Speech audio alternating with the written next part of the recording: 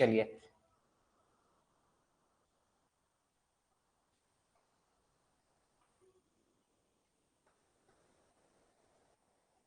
Lecture number 2 का question number 1 है हमारा माइंस रूल से रिलेटेड।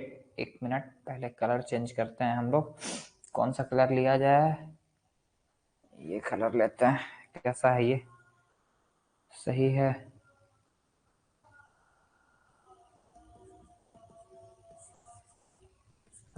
ठीक है, ये कलर ठीक है। चलिए स्टार्ट करते हैं हम लोग क्लास। क्वेश्चन नंबर 1 है हमारा। कल हम लोग क्या पढ़ रहे थे? कमिटी से रिलेटेड कुछ हम लोग देखे थे। कमिटी, हम लोग कमिटी पढ़े थे। कमिटी का फॉर्मेशन कैसे होता है ये हम लोग पढ़े थे माइंस एक्ट में। ठीक है, अब कमिटी का मीटिंग से रिलेटेड जितना भी कुछ है, टेन्योर कितना है, कैसे कैसे मीटिंग होगा, कब नोटिस देंगे, ये सब चीज हम लोग पढ़ते हैं माइंस रूल में। ठीक है, और हम लोग उसी से रिलेटेड आगे बढ़ेंगे। कल हम लोग देखे थे कि इंडिया से बाहर कोई नहीं जा सकता है, जाएगा तो क्या प्रोसीड्यूर है जाने का, ये सारा चीज हम लोग कवर किए थे। आज का हमारा क्वेश्चन नंबर 1 है कि when a question referred by circulation of paper. कल हम लोग क्या देखे थे कि मीटिंग जो है कमिटी का वो दो तरीके से हो सकता है, दो वे से मीटिंग हो सकता है। पहला तरीका क्या था भैया? पहला तरीका था सर्कुलेशन ऑफ पेपर। ठीक है, पेपर को जो भी मेंबर है उनके घर में पोस्ट करके और मीटिंग करते थे सर्कुलेशन ऑफ पेपर से। और दूसरा तरीका था फिजिकल मीटिंग, कि आप एक जगह पे आके जनरली धनबाद में फिजिकल मीटिंग जो है वो करेंगे, मिलेंगे और क्या करेंगे, फिजिकल मीटिंग करेंगे। ये दो तरीके से मीटिंग था। तो क्वेश्चन नंबर 1 जो है वो रिलेटेड टू पहला तरीका का जो मीटिंग है उससे है, कि जब सर्कुलेशन ऑफ पेपर से मीटिंग होगा, सबके घर में पोस्ट करा के पेपर और उसके थ्रू मीटिंग होगा, तो कितना मेंबर अगर रिक्वेस्ट करे तो चेयरमैन ये बोलेगा कि वो मीटिंग जो है वो फिजिकल मीटिंग में किया जाएगा। देखिए दोनों में फर्क होता है। आप पेपर भेजवा के मीटिंग करवा रहे हैं और फिजिकल सब मौजूद है वहां पे और आप मीटिंग करवा रहे हैं, दोनों में जमीन आसमान का फर्क है। तो अगर सर्कुलेशन ऑफ पेपर से मीटिंग चल रहा है कमेटी का और कितना आदमी से ज्यादा या फिर कितना आदमी रिक्वेस्ट करेगा, तो चेयरमैन क्या बोलेगा कि ठीक है, ये जो टॉपिक है, जिस टॉपिक को हम लोग सर्कुलेशन ऑफ पेपर के थ्रू हम लोग मीटिंग कर रहे थे, उसको फिजिकल मीटिंग में आके हम लोग कवर करते हैं। चलिए इसका ऑप्शन देखते हैं। ऑप्शन नंबर ए है 1 और मोर, 2 और मोर, 3 और मोर, 4 और मोर। तो जब हम ये स्टार्ट कर रहे थे कमेटी तभी बोले थे कि इसका कुछ कुछ पार्ट जो है वो बीएमई से मिलता जुलता है, बोर्ड ऑफ माइनिंग एग्जामिनेशन से। उसमें भी सेम क्वेश्चन था। उसमें क्या था कि जब 2 या 2 से ज्यादा आदमी बोलेगा तो चेयरमैन ऐसा कर सकते थे। चलिए अब इसका देखते हैं, इसका आंसर भी सेम है या फिर अलग अलग है। तो क्वेश्चन नंबर 1 का जो राइट आंसर हो जाएगा वो होगा ऑप्शन नंबर सी, 3 और मोर। ठीक है, 3 या 3 से ज्यादा आदमी जब बोलेगा तब क्या करेंगे कि मीटिंग को जो सर्कुलेशन ऑफ पेपर के थ्रू हो रहा था उसको हम लोग फिजिकल मीटिंग में कैरी आउट करेंगे। यही क्वेश्चन अगर बोर्ड के लिए सॉरी यही, हाँ बिल्कुल सही, बोर्ड के लिए अगर पूछा जाएगा तो इसका आंसर हो जाएगा 2 और मोर, यानी ऑप्शन नंबर बी। ठीक है, चलिए क्वेश्चन नंबर हम लोग आगे बढ़ते हैं 2 की तरफ। क्वेश्चन नंबर 2 है हमारा, committee shall meet at such places and time as may be appointed by. Committee जो है वो किस टाइम पे और किस प्लेस पे मिलेगी, ये कौन अपॉइंट करेगा? टाइम और उसका प्लेस स्पेसिफाई कौन करेगा? अपॉइंट की जगह आप स्पेसिफाई भी लिख सकते हैं। Option number A chairman, option number B CIM, option number C secretary, या फिर option number D any member of committee, committee का कोई भी मेंबर। चलिए इसका आंसर देखते हैं। तो क्वेश्चन नंबर 2 का जो राइट आंसर हो जाएगा वो होगा ऑप्शन नंबर ए चेयरमैन। ठीक है, चेयरमैन जहां बोले, जिस टाइम पे बोले, आपको वहां पे प्रेजेंट होकर अपना मीटिंग को कैरी आउट करना होता है कमिटी का। सेम आप बीएमए में भी पढ़ते थे, हम लोग बीएमए को साथ साथ इसीलिए लेके चल रहे हैं क्योंकि दोनों का कॉन्सेप्ट लगभग सेम है, आपको कंफ्यूजन ना हो, इसीलिए हम लोग बोर्ड ऑफ माइनिंग एग्जामिनेशन जो हम लोग रेगुलेशन 10 में पढ़े थे, कोल माइन रेगुलेशन के रेगुलेशन 10 में, उसको भी हम लोग साथ लेके चल रहे हैं। चलिए क्वेश्चन नंबर 3 देखते हैं।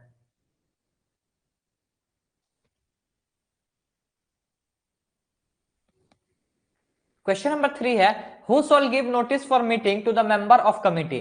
कमिटी का जो भी मेंबर है उसको मीटिंग का नोटिस तो देना होगा कि भैया इस दिन हमारा मीटिंग इस प्लेस पे रखा गया है, इस एजेंडा के लिए हम लोग का बात होगा। तो वो नोटिस जो है मीटिंग का कौन देगा? Option number A chairman, option number B CIM, option number C secretary, या फिर any member of committee, member का कोई सा भी कमिटी, सॉरी कमिटी का कोई सा भी मेंबर। क्वेश्चन नंबर 3 का जो राइट आंसर हो जाएगा वो होगा ऑप्शन नंबर सी सेक्रेटरी। ठीक है, ये काम किसका है? सेक्रेटरी का है, कि वो क्या करे, सभी मेंबर को क्या दे, एक चिट्ठी दे, एक नोटिस दे जिसमें डेट प्लेस और टाइम लिखा हो। चलिए क्वेश्चन नंबर 4 देखते हैं।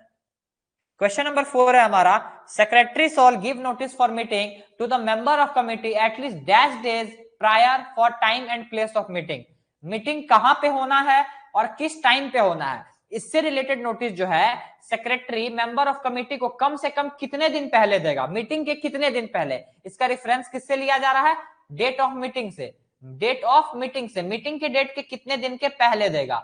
ऑप्शन नंबर देखते हैं इसका, 10, 14, क्लियर 14 डेज या फिर क्लियर 7 डेज। तो क्वेश्चन नंबर 4 का जो राइट आंसर हो जाएगा वो होगा आपका ऑप्शन नंबर बी, 14 दिन।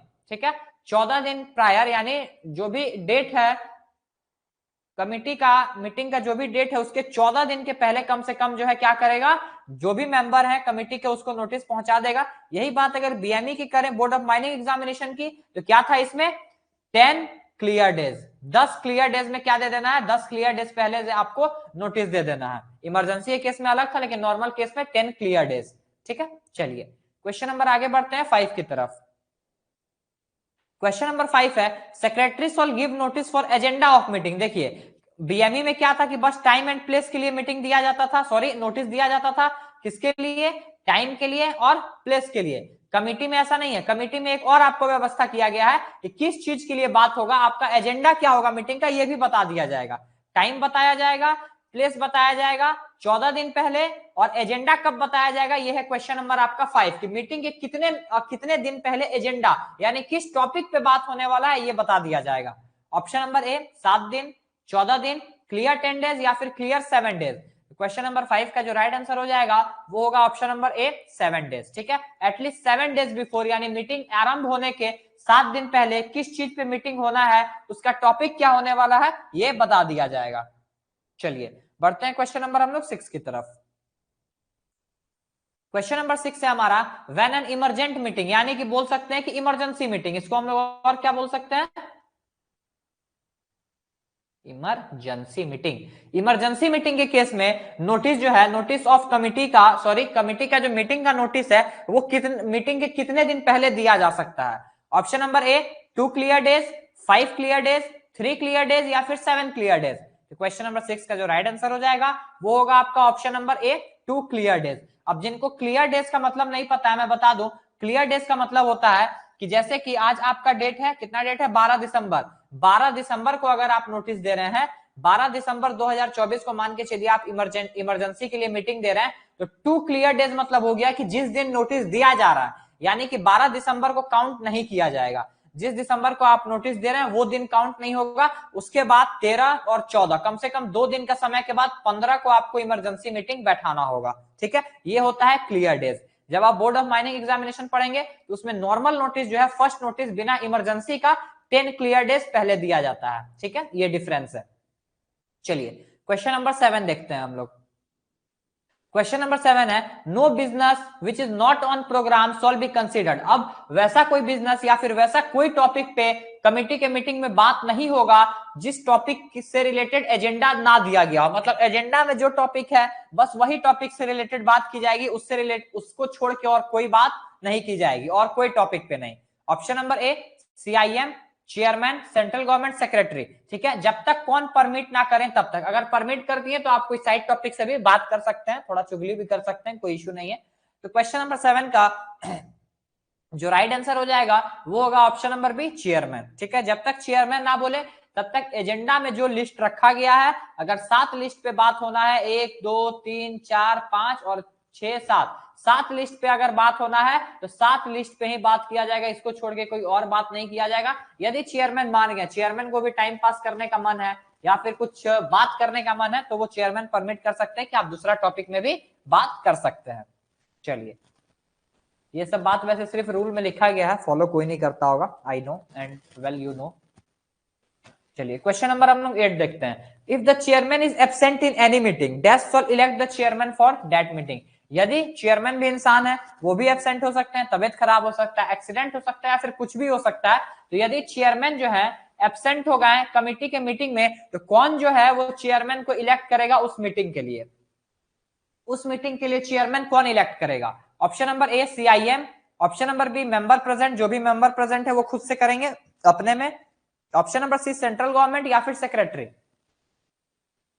तो क्वेश्चन नंबर 8 का जो राइट आंसर हो जाएगा वो होगा option number B, member present. जो भी मेंबर प्रेजेंट है वो अपने में से ही क्या कर लेंगे, मेजोरिटी ऑफ वोट से अपने में ही क्या करेंगे, एक मेंबर को इलेक्ट करेंगे, जिसको वो क्या बनाएंगे, चेयरमैन बनाएंगे। और उस मेंबर के पास वही पावर रहेगा जो ओरिजिनल चेयरमैन है कमेटी के, उनके पास रहता है। मतलब एक दिन के लिए वो क्या हो जाएगा, सीएम हो जाएगा। सॉरी, सीएम नहीं, चेयरमैन हो जाएगा।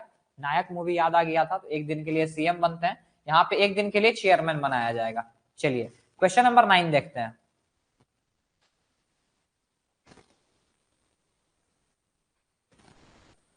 No business shall be transacted at a meeting of committee unless at least इतना member including chairman is present।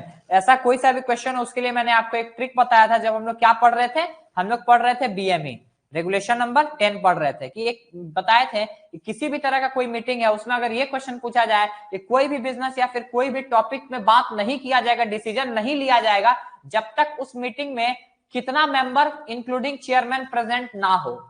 Option number ए 3, 4, 5 या फिर 6। तो क्वेश्चन नंबर 9 का जो राइट आंसर हो जाएगा वो होगा ऑप्शन नंबर बी 4। इसका आप ट्रिक क्या था कि जो भी टोटल मेंबर है उसका हाफ कर दीजिए। ठीक है, बीएमई में टोटल कितना मेंबर था, बीएमई में टोटल थे इंक्लूडिंग चेयरमैन 6 मेंबर। उसमें क्या था कंक्लूजन भैया कि जब तक 3 एटलीस्ट मेंबर ना रहे तब तक कोई भी बिजनेस ट्रांजैक्ट नहीं किया जाएगा, डिसीजन नहीं लिया जाएगा। अब हम लोग आते हैं कमिटी में। कमिटी में टोटल कितने मेंबर है, 8। इसका आधा कितना हुआ, 4। एटलीस्ट 4 मेंबर रहेंगे तभी कोई भी बिजनेस जो है वो ट्रांजैक्ट किया जाएगा। ये हर चीज के लिए एप्लीकेबल होता है, एग्जाम्पशन या फिर एक्सेप्शन तो कहीं भी लग सकता है। चलिए क्वेश्चन नंबर 10 देखते हैं। क्वेश्चन नंबर 10 है हमारा, if any meeting less than 4 member are present what will be done. ऐसा भी हो सकता है कि मान के चलिए एक ही साथ 4 आदमी का तबियत खराब हो गया, 8 में से 4 आदमी का तबियत खराब हो गया, 4 आदमी नहीं आ पाया। किसी भी मीटिंग में यदि 4 आदमी से कम मेंबर प्रेजेंट है, वैसे केस में क्या किया जाएगा, मीटिंग को कैंसिल कर दिया जाएगा, हमेशा के लिए कैंसिल, बाद में देखा जाएगा। एडजॉर्न द मीटिंग यानी मीटिंग को पोस्टपोन कर दिया जाएगा, पोस्टपोन मतलब थोड़े दिन आगे कर दिया जाएगा। मीटिंग को कैसे भी उसी टाइम प्रोसीड किया जाएगा या फिर जैसा चेयरमैन बोले वैसा किया जाएगा। तो क्वेश्चन नंबर 10 का जो राइट आंसर हो जाएगा वो होगा option number B, adjourn the meeting. Meeting को क्या किया जाएगा, पोस्टपोन कर दिया जाएगा, आगे बढ़ा दिया जाएगा। अब कितना आगे बढ़ा दिया जाएगा वो हम लोग आगे देखेंगे। मीटिंग को कैंसिल तो आप नहीं कर सकते हैं, कोई इंपॉर्टेंट टॉपिक होगा तभी कमेटी का मीटिंग बैठाया गया है, तो आप कैंसिल किसी भी केस में नहीं कर सकते हैं। ठीक है, और अगर 4 ही मेंबर है तो उसको हम लोग कर भी नहीं सकते हैं, तो हम लोग क्या करेंगे, मीटिंग को आगे बढ़ा देंगे। ठीक है, उसका डेट आगे बढ़ा देंगे। चलिए क्वेश्चन नंबर 11 है कि आगे तो बढ़ा दिए भैया, आपका 4 मेंबर एब्सेंट था, 4 मेंबर प्रेजेंट नहीं थे, तो आप क्या किए, मीटिंग को आगे बढ़ा दिए। लेकिन जो आप एडजॉर्न मीटिंग को आगे बढ़ाए हैं, मीटिंग को आप एडजॉर्न किए हैं, वो कितने दिन बाद फिर कंडक्ट करिएगा। अब ऐसा तो नहीं कि बढ़ा दिए करेंगे आराम से 2 साल बाद, 3 साल बाद, 1 महीना बाद, ऐसा तो नहीं है। वो कब आप कंडक्ट कराइएगा, जो आप मीटिंग को आगे पोस्टपोन किए वो कब कंडक्ट कराइएगा। ऑप्शन नंबर ए 10 दिन बाद, 14 दिन बाद, 15 दिन बाद, 7 दिन बाद। तो क्वेश्चन नंबर 11 का जो राइट आंसर हो जाएगा वो होगा option number B, not less than 14 days later. मतलब जब मीटिंग एडजॉर्न हुआ उसके 14 दिन बाद हम लोग क्या करेंगे, मीटिंग करा सकते हैं। मीटिंग को जो पोस्टपोन किए थे उसको रिशेड्यूल्ड कर सकते हैं, जैसा कि हम लोग आज का क्लास रिशेड्यूल्ड हुआ, 4:30 से टाइम था लेकिन 5 बजे से स्टार्ट हुआ। चलिए क्वेश्चन नंबर हम लोग 12 देखते हैं। What will happen if at the adjourned date only 3 member are present for committee meeting? अब देखिए ये भी हो सकता है कि आज के डेट मान के चलिए, आज का कितना डेट मैंने बताया, 12 दिसंबर। 12 दिसंबर को हम लोग का एक मीटिंग था जिसमें 4 मेंबर प्रेजेंट नहीं हुआ, तो हम लोग क्या किए, 14 दिन बाद इस डेट को हम लोग ट्रांसफर कर दिए और हम लोग बोले कि 26 तारीख को जो है ये मीटिंग किया जाएगा। 26 दिसंबर को हम लोग क्या करेंगे, ये मीटिंग करेंगे। तो अब ये भी पॉसिबल है कि 26 दिसंबर को जो मीटिंग है अगर उस दिन भी 4 मेंबर नहीं आया तो क्या, बिल्कुल पॉसिबल है, ऐसा हो सकता है। अगर उस दिन भी 4 मेंबर नहीं आया तो आप क्या कीजिएगा, यह है क्वेश्चन नंबर 12। ऑप्शन नंबर ए, मीटिंग को कैंसिल कर देंगे, या फिर उसके बाद से भी 14 दिन आगे यानी 26 दिसंबर के बाद से भी 14 दिन आगे ट्रांसफर कर देंगे, या फिर मीटिंग किसी भी हालत में कर देंगे, या फिर जैसा चेयरमैन बोले। तो क्वेश्चन नंबर 12 का जो राइट आंसर हो जाएगा वो होगा option number C, proceed the meeting anyway. यदि एडजॉर्न डेट में भी, एडजॉर्न मीटिंग का जो डेट है उसमें भी 4 मेंबर प्रेजेंट नहीं होते हैं, तो इरिस्पेक्टिव ऑफ कितने भी मेंबर प्रेजेंट हो आपको मीटिंग जो है वो करना होगा, मीटिंग खेलना होगा। कब तक आप ऐसे मीटिंग खेलते रहिएगा कि 14 दिन बाद होगा, 14 दिन बाद होगा, कभी ना कभी तो करना है, कब तक भागिएगा। चलिए क्वेश्चन नंबर 13 देखते हैं। क्वेश्चन नंबर 13 है, all question refer to meeting of committee shall be decided by. सारा क्वेश्चन या फिर सारा टॉपिक जो मीटिंग के कमिटी के मीटिंग में डिसाइड किया जाता है वो कैसे डिसाइड किया जाता है, किससे डिसाइड होता है, सेक्रेटरी डिसाइड करता है, सीआईएम डिसाइड करते हैं, चेयरमैन का होता है डिसीजन, या फिर मेजोरिटी ऑफ वोट, 8 मेंबर में से वोटिंग किया जाता है, जिस पक्ष में ज्यादा वोट होता है वो पक्ष को विजयी माना जाता है और वो नियम अनुसार सुनाया जाता है। तो क्वेश्चन नंबर 13 का जो राइट आंसर हो जाएगा वो होगा मेजोरिटी ऑफ वोट। वोट से मेजोरिटी, अगर सीआईएम को ही या चेयरमैन को ही फैसला सुनाना रहता तो मेंबर का रखने का वजूद क्या होता। ठीक है, तो मेजोरिटी ऑफ वोट से हम लोग क्या करते हैं, डिसीजन, किसी भी तरह का क्वेश्चन जो है उसको रिफर करते हैं कमिटी ऑफ मीटिंग के लिए। चलिए क्वेश्चन नंबर 14 देखते हैं।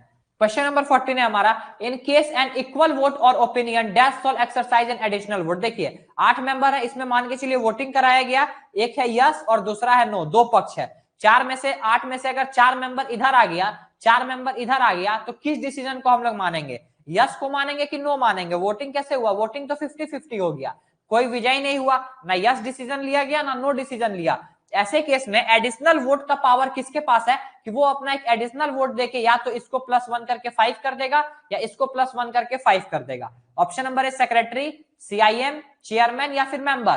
तो क्वेश्चन नंबर 14 का राइट आंसर हो जाएगा, थोड़ा दिमाग लगाएगा तो ऐसे भी पता चल जाएगा, चेयरमैन। चेयरमैन के पास एक कास्टिंग वोटिंग का तरीका होता है जिसमें वो एडिशनल वोट देके किसी भी पक्ष को यस या फिर नो, किसी भी दो पक्ष है उसको जिता सकते हैं, डिसीजन सुना सकते हैं। चलिए क्वेश्चन नंबर 15 देखते हैं। क्वेश्चन नंबर 15 है, dash shall circulate the proceeding of each meeting to all member. हर एक मेंबर को कौन जो है वो मीटिंग का जो भी प्रोसीडिंग है, कितना टाइम हुआ, क्या क्या डिस्कस हुआ, इससे रिलेटेड नोटिस सर्कुलेट करेगा, देगा, सेक्रेटरी, सीआईएम, चेयरमैन या फिर मेंबर खुद। तो क्वेश्चन नंबर 15 का राइट आंसर हो जाएगा वो होगा ऑप्शन नंबर ए, सेक्रेटरी। ये सेक्रेटरी का काम है। ठीक है, चलिए क्वेश्चन नंबर 16 देखते हैं। Record of the proceeding of each meeting shall be signed by. कौन सा मीटिंग कितना देर चला, क्या क्या उसमें बात हुआ, इससे रिलेटेड एक ब्यूरा बनता है प्रोसीडिंग का, उसमें साइन कौन करेगा, ये है question number 16। Secretary, CIM, chairman या फिर ऑल मेंबर, सभी कोई साइन करेगा। क्वेश्चन नंबर 16 का जो राइट आंसर हो जाएगा आपका वो होगा ऑप्शन नंबर सी, चेयरमैन, उसमें चेयरमैन साइन करते हैं। चलिए क्वेश्चन नंबर 17 देखते हैं। क्वेश्चन नंबर 17 है, ट्रेवलिंग एंड डेली अलाउंस, मतलब यातायात का खर्चा और डेली अलाउंस जो है नॉन ऑफिशियल मेंबर को या फिर समझ लीजिए उनके फैमिली मेंबर को, जो कमिटी के मेंबर है, shall be issued by dash time to time, उनको कौन इशू करेगा time to time allowance. Option number A, central government, chief inspector of mines, chairman या फिर नन, कोई नॉन ऑफिशियल मेंबर को अलाउंस प्रोवाइड नहीं कराया जाएगा। क्वेश्चन नंबर 17 का जो राइट आंसर हो जाएगा, अलाउंस की बात आई तो अलाउंस आपको कौन देगा भैया, सेंट्रल गवर्नमेंट। तो क्वेश्चन नंबर 17 का जो राइट आंसर हो जाएगा वो होगा ऑप्शन नंबर ए। ठीक है, चलिए क्वेश्चन नंबर 18 देखते हैं। क्वेश्चन नंबर 18 है, dash shall conduct all the correspondence of committee and keep its account. Committee का जो भी मीटिंग है उसका अकाउंट और कॉरेस्पॉन्डेंस, मतलब सारा ब्यूरो, सारा डिटेल कौन रखेगा अपने पास। Option number A, central government, chief inspector of mines, chairman या फिर इंस्पेक्टर। तो क्वेश्चन नंबर 18 का जो राइट आंसर हो जाएगा वो होगा option number D, inspector. Inspector कैसे, इसका एक्चुअल आंसर जो है वो है सेक्रेटरी, लेकिन मैंने थोड़ा क्वेश्चन घुमा दिया है। इसका एक्चुअल आंसर क्या होगा बाबू, सेक्रेटरी। लेकिन सेक्रेटरी होता कौन है, इंस्पेक्टर ही तो सेक्रेटरी होता है ना, जिसको कौन किसके बिहाफ में अपॉइंट किया जाता है, सीआईएम के बिहाफ में। Inspector is the right answer हो जाएगा। वैसे अगर ऑप्शन में सेक्रेटरी रहे तो आपको क्या रखना है, ऑप्शन सेक्रेटरी ही राइट होगा, लेकिन सेक्रेटरी रहता कौन है, इंस्पेक्टर ही रहता है। सेक्रेटरी बोलो या फिर इंस्पेक्टर बोलो, बात तो बराबर है। ठीक है, चलिए क्वेश्चन नंबर 19 देखते हैं। क्वेश्चन नंबर 19 है हमारा, unless dash direct all proceeding of committee meeting shall be conducted in camera. जब तक कौन डायरेक्ट नहीं करे, मतलब जब तक कौन ऑर्डर ना दे तब तक सारा प्रोसीडिंग, मतलब सारा, अगर 40 मिनट का मीटिंग हो रहा है तो ये पूरा 40 का 40 मिनट का जो मीटिंग होगा वो कैमरा में कंडक्ट किया जाएगा, कैमरा के थ्रू इसको रिकॉर्डिंग किया जाएगा और इसको कॉन्फिडेंशियल रखा जाता है, मतलब छुपा के रखा जाता है, पब्लिकली नहीं किया जाता है। ये हम लोग बीएमई में भी पढ़े थे, जब तक कौन परमिट ना करे। Option number A, central government, CIM, chairman या फिर इंस्पेक्टर। तो क्वेश्चन नंबर 19 का जो राइट आंसर हो जाएगा वो होगा आपका ऑप्शन नंबर सी, चेयरमैन। जब तक चेयरमैन ना बोले, अगर चेयरमैन डायरेक्ट किए तो विदाउट कैमरा में भी कर सकते हैं और इसको पब्लिकली भी दिखा सकते हैं। चलिए क्वेश्चन नंबर 20 आज का अपना लास्ट क्वेश्चन देखते हैं हम लोग। क्वेश्चन नंबर 20 है, person appointed to hold inquiry under section 24 shall hold inquiry in. Section 24 है, यहाँ पे रूल 24 नहीं है, ध्यान दीजिएगा। सेक्शन 24 में हम लोग क्या पढ़े थे, कोर्ट ऑफ इंक्वायरी। क्या पढ़े थे, कोर्ट ऑफ इंक्वायरी का जो इन्वेस्टिगेशन होता है, जिसमें किसका 1908 के तहत कोड ऑफ सिविल प्रोसीड्यूर के तहत वो लोग पावर यूज करते हैं। अपॉइंट कौन करता है, सेंट्रल गवर्नमेंट। तो जो कोर्ट ऑफ इंक्वायरी के तहत जिस पर्सन को अपॉइंट किया गया है, नियुक्त किया गया है इंक्वायरी करने के लिए, वो इंक्वायरी कैसे करेगा, पब्लिकली करेगा या फिर कॉन्फिडेंशियल। कॉन्फिडेंशियल का मतलब होता है छुपा के, छुपा के मतलब प्राइवेट से करेगा, प्राइवेटली करेगा, या फिर जैसा सीआईएम बोले या फिर जैसा सेंट्रल गवर्नमेंट बोले। तो क्वेश्चन नंबर 20 का जो राइट आंसर हो जाएगा वो होगा आपका